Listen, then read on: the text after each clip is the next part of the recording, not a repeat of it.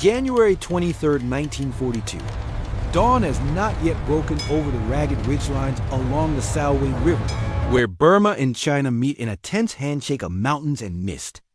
A thin layer of coal clings to the earth, and the air smells faintly of dust, engine oil, and distant monsoon moisture.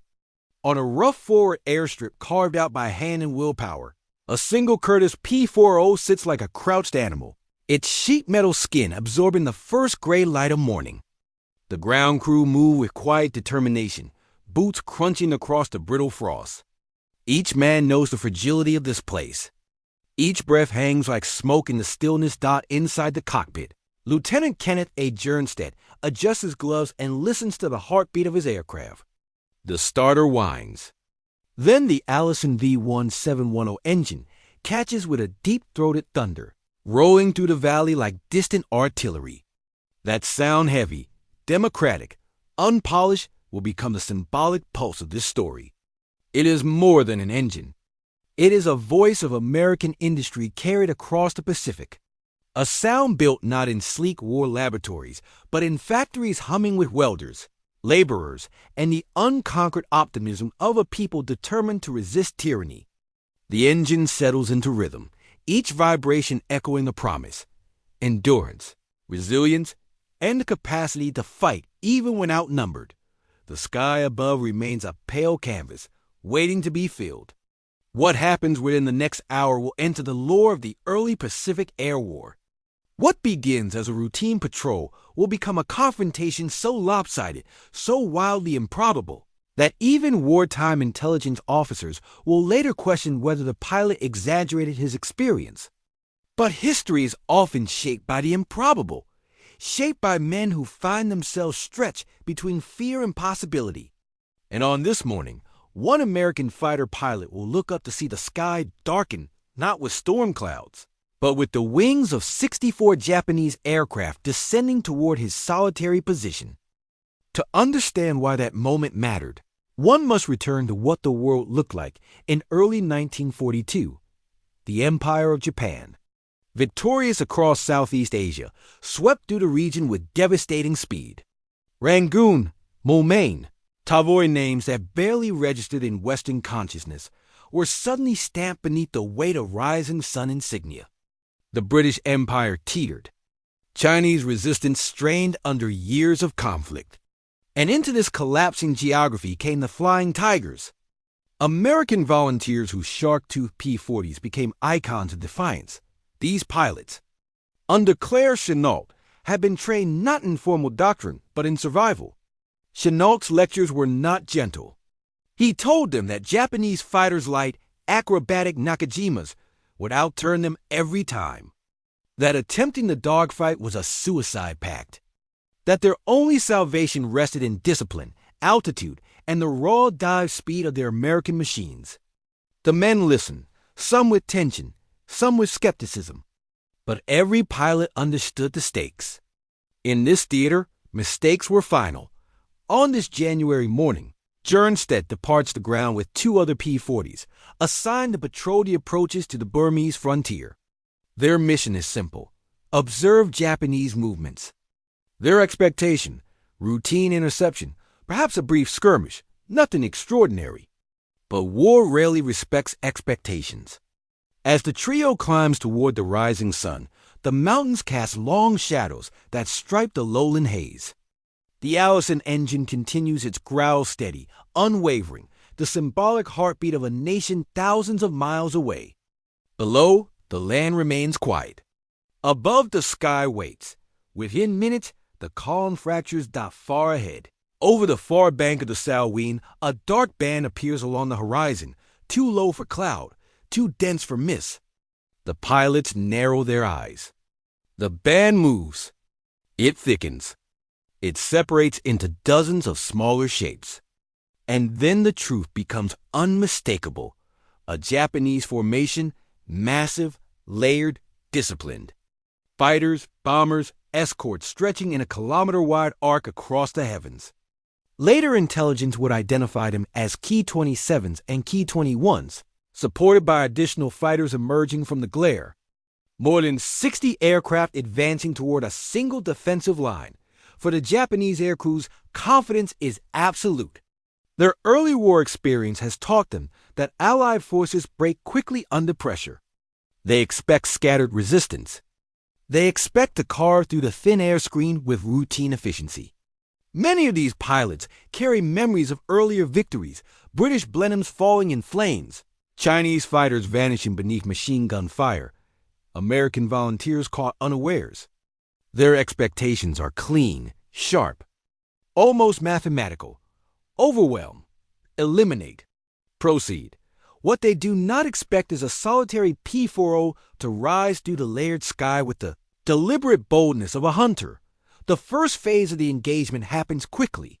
The three American fighters begin to maneuver, seeking altitude advantage, but the formation below them is impossibly large.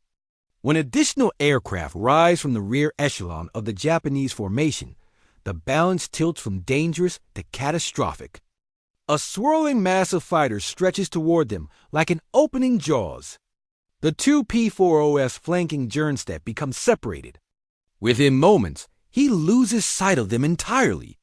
Radio crackles dissolve into static. Then only silence. He is alone, and before him, 64 aircraft continue their ascent. The symbolic engine note deepens as he pushes the throttle forward, climbing into the thin blue air. The Allison snarls, its roar echoing through the cockpit. That sound steady, resolute stands in stark contrast to the expectation rising through the Japanese ranks. They anticipate panic. They anticipate retreat. They anticipate the lone American pilot to dive away, overwhelmed by sheer arithmetic. But what follows defies arithmetic. Jernstedt remembers Chenault's rule: altitude is life. He hoists the P-40 higher still, until the airframe begins to quiver at the edge of its power. Below him, the Japanese formation stretches now in crisp detail rows of fighters, guarding box formations of bombers, glinting sunlight off metal and glass. It is a sight that would shatter the resolve of most men. Yet he sees not a wall but a pattern. He has one advantage: sun elevation. His silhouette is minimal. Theirs is pronounced. And so he begins the maneuver that will astonish even those who study air combat. Decades later, he dives. The P-40 drops like a stone hurled by gravity itself. The engine's roar grows louder, filling the cockpit with vibration. This becomes the recurring symbol, the engine's thunder, representing American resolve in a world seemingly collapsing. Jernstedt keeps his wings aligned, his eyes fixed on the tail of the highest bomber. The Japanese pilots below, expecting Allied fighters to scatter, instead watch in shock as the lone aircraft plummets directly into their layered defenses. The first burst of .50 caliber fire rips through the bomber's fuselage. The rounds stitch along metal skin, tearing through fuel lines and igniting them in geysers of flame. The bomber rolls, slips, and begins a descent it will not recover from. The Japanese escorts react instantly, swarming upward like hornets disturbed. But the P-40 has already dived through the formation and regained separation. Jernstedt pulls up in the climbing arc, using his superior dive momentum to clear the immediate danger. The sky behind him flickers with tracer fire, but the distance increases. The sound of the Allison engine swells again, a rhythmic thunder both primal and mechanical. It is the sound of a factory's promise held inside a single machine. Historical records confirm what happens next. In at least 4 passes, Jernstedt repeats the maneuver: dive, fire, escape, climb, reposition. The Japanese formation churns with confusion. Their doctrine, built on turning engagements and coordinated sweeps, does not anticipate a pilot using angles and gravity with such brutal efficiency. Their expectation, that the lone fighter will be trapped, is shattered by the reality that the P-40 has become a spear, not a shield. The second bomber falls after a direct burst hits its wing root, snapping structural integrity and sending it spiraling into the haze. Witness accounts from Japanese diaries recovered after the war speak of sudden explosions, of an enemy fighter descending from the sun with unnatural speed. and of a hawk with metal wings tearing through the formation. One surviving crewman described the attack as impossible to predict, impossible to track, a sentiment echoed across multiple after-action memos filed by Japanese air groups.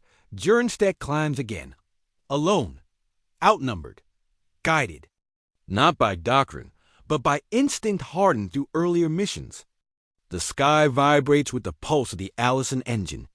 The cymbal strengthens. This bass-filled roar is the only voice he hears, the only companion in a sky filled with enemies. On his third dive, he strikes not a bomber, but a fighter that has broken formation to intercept him. The P-40 drops behind it in a flawless deflection angle, pulling the trigger at just the right instant. The fighter bursts into flames and disappears in a trail of smoke that curls downward, like ink spilled on paper dot, but now the danger increases. The Japanese fighters reorganize, forming a layered trap of their own. Their numbers allow them to adopt an encircling tactic. Some climb to block his ascent, others wait in the lower altitude bands to catch him on the dive out. Any mistake will end the fight abruptly. In this moment, the emotional contrast becomes stark. The Japanese pilots expect the American to falter under pressure, to exhaust his escape options, to miscalculate his dive speed or angle. They expect the numerical advantage to crush his spirit. What they experience instead is a pilot who treats their formation not as a threat but as a geometric puzzle. Jernstedt adjusts altitude once more and then executes a maneuver few pilots in that era dared attempt. He attacks the bombers not from tail or flank, but from above and ahead. A slashing pass that cuts diagonally across their nose, exploiting the limited traverse of their forward guns. The risk is enormous. The reward is total surprise. He fires once, long and accurately, into the cockpit region of the lead bomber. The glass shatters. The machine noses downward in a steep terminal dive. 3 bombers destroyed. 1 fighter confirmed. Dozens more thrown into disarray. Below, the Japanese formation begins to break cohesion. Their original mission to attack Chinese positions near the Burma road slips away as they attempt to fend off a solitary predator that seems to appear and vanish like a phantom. The psychological impact is severe. Accounts later submitted by Air Group. Officers describe unexpected resistance, loss of formation discipline, an enemy fighter using angles beyond standard engagement, training. But the cost of such daring is real. Altitude is dwindling. Ammunition is nearly half depleted. And the Japanese fighters, angered and embarrassed, finally execute a layered climb to cut off his next pass. Most pilots will break away. Most will concede the sky. But the Alaskan engine growls once more. And in that sound deep, democratic, industrial Jernstedt finds momentum not measured in altitude but in purpose. The symbol returns, American abundance forged into a single mechanical heart, refusing to yield when logic says surrender. He dives one last time. The sky becomes a smear of motion. Tracers weave past his canopy. He lines up another bomber, fires. The engines bloom with fire. A 4th aircraft falls. Then he climbs, not to engage again, but to escape the encirclement closing around him. The P-40 shudders as he pushes the engine toward its limits. The Japanese fighters strain to follow, but their airframes. Dawn over the Sunda Strait. The air is heavy with monsoon humidity, carrying the metallic scent of seawater and the distant rumble of engines that do not belong to the earth. A single P-40 Warhawk cuts through the low clouds, its Alaskan engine humming with steady determination. Beneath the cockpit canopy sits a young American pilot, exhausted, unshaven, and running on the last fragments of adrenaline. His gloved hand rests on the throttle, trembling not from fear, but from the cold truth that he has already accepted. He is alone. The Warhawk's altimeter needle shakes as turbulence pushes the aircraft downward. Rain streaks across the canopy. Below lies the vast churning sea. Above him, at the edge of the thinning cloud cover, something begins to form, like dark arrows gathering for the kill. The sound that follows is unmistakable. A rising metallic growl. Engines. Dozens of them. A vibration thick enough to shake the bones. The pilot exhales slowly and tightens his harness. In that breath, he senses history tightening around him, as if this moment, this minute of his existence, has been destined to test him beyond reason. The Warhawk's guns rattle in their mounts from the engine vibrations. The dual .50 calibers in the nose and the 4.30 calibers in the wings cold and silent. Waiting docked in the sky opens. 64 aircraft descend from the Sun A6M0 fighters and Ki-48. Light bombers fanning out as if the heavens themselves have turned against the lone American. Their wings glint gold for an instant before they tilt downward, diving with a precision that reflects years of imperial discipline. To them, this single P-40 is not a battle, it's an execution. The ocean wind carries the faint echo of a sound, familiar to every American pilot in the theater. The Warhawk's engine note, a growl of steel and democracy. This sound will become the symbol of the story, the reminder of what American factories could produce: endless engines, endless machines, endless hope. But here, in this single moment, only one engine matters. This is the story of how a lone pilot, surrounded by 64 Japanese aircraft, found a solution so unthinkable, so reckless, that even the enemy watched in disbelief. It begins with the storm in the pilot's chest, fear anchored by duty. Weakness strengthened by the stubborn belief that freedom must never kneel, and it begins with the paw. Warhawk's heartbeat, the steady thrum of Anne. Engine born in Detroit, but destined for the sky above them. Pacific dot in the months leading to this moment. The American pilots stationed in the Pacific knew they were facing an adversary unlike any they had seen before. The Imperial Japanese Navy, riding a wave of early war victories, dominated the sea and air with precision. Their pilots trained through years of relentless discipline, mastering tactics built around the legendary maneuverability of the Zero. For the Americans flying P-40s, reality hit swiftly and mercilessly. The Warhawk was strong, fast in the dive, and heavily armed, but it was not built for tight, twisting duels. It could never turn inside a Zero. Every American pilot learned this lesson in the first week of combat. Many learned it with their final breath, but something deeper lay beneath these battles, an emotional contrast that history would later amplify. Japanese pilots stepped into their cockpits with the expectation of superiority, certain that their aircraft's agility and their training made them untouchable.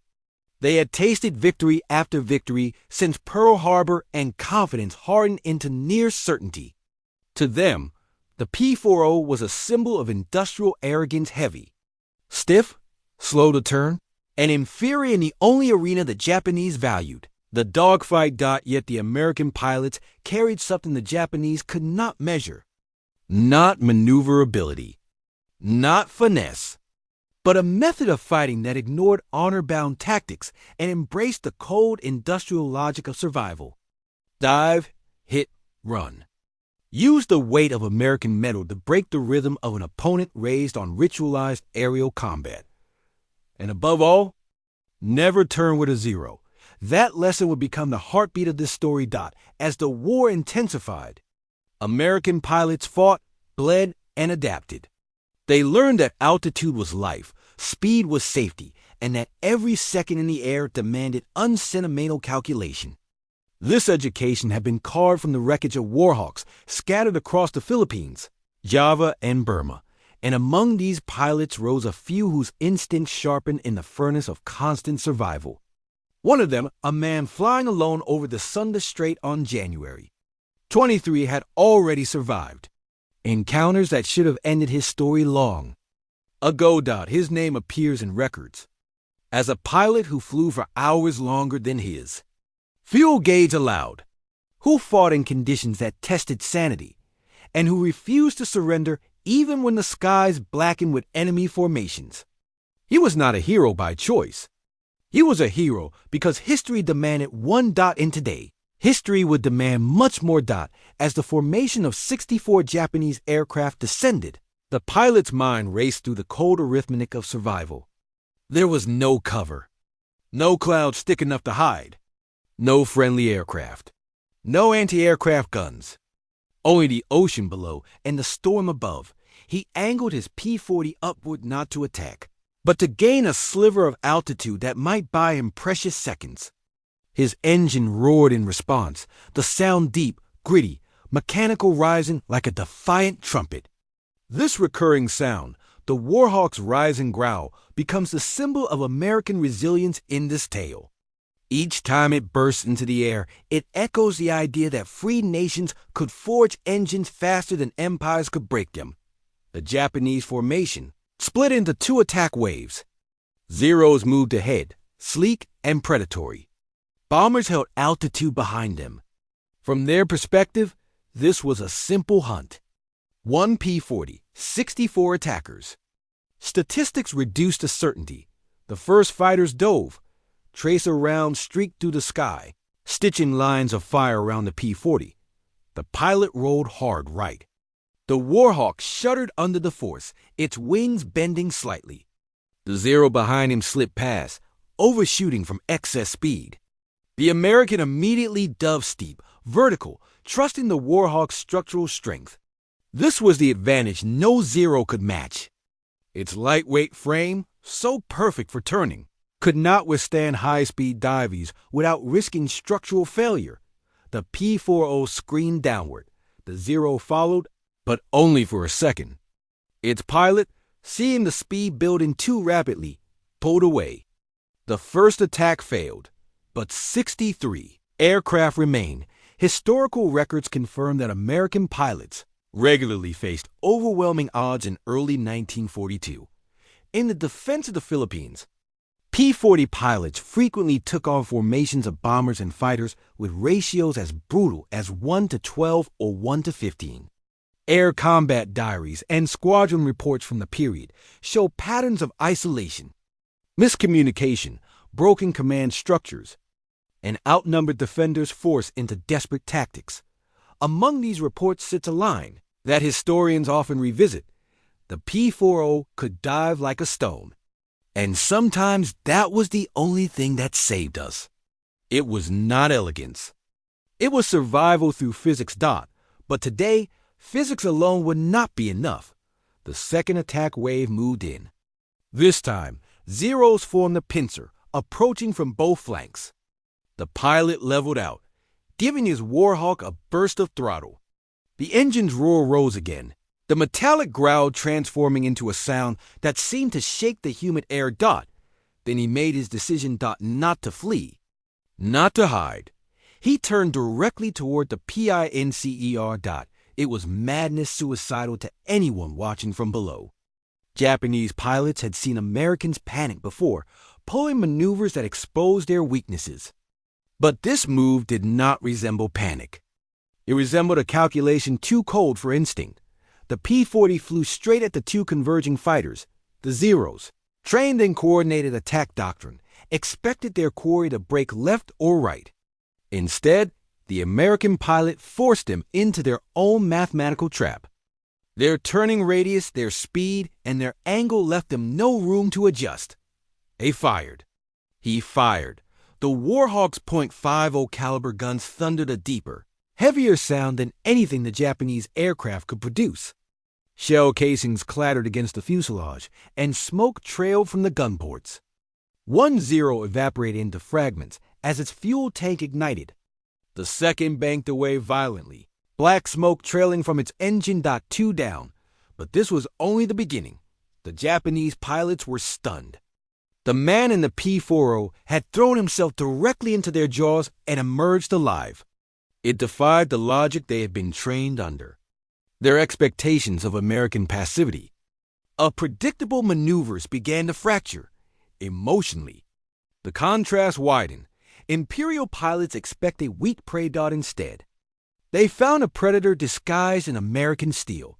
And as surprise grew, so did hesitation. This hesitation was the American pilot's only ally. Tracers filled the sky again as more fighters dove. The pilots scanned frantically, every sense heightened to a razor's edge.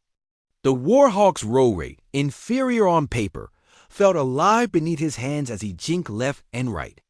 The aircraft trembled each time a burst grazed near the fuselage. The controls felt heavy but responsive, the engine screaming in protest as he forced it through unnatural maneuvers. A Zero lined up on his tail. He felt, rather than saw, the flicker of tracer light. Instinct snapped through him. He pulled the Warhawk into a climbing spiral slow, tightening, the kind that normally led to disaster against the Zero. The Japanese pilot followed eagerly, certain of victory. And then the American did the unthinkable. He cut throttle. For 1 second, the P-40 lurched, losing forward momentum. The Zero, lighter and faster in the climb.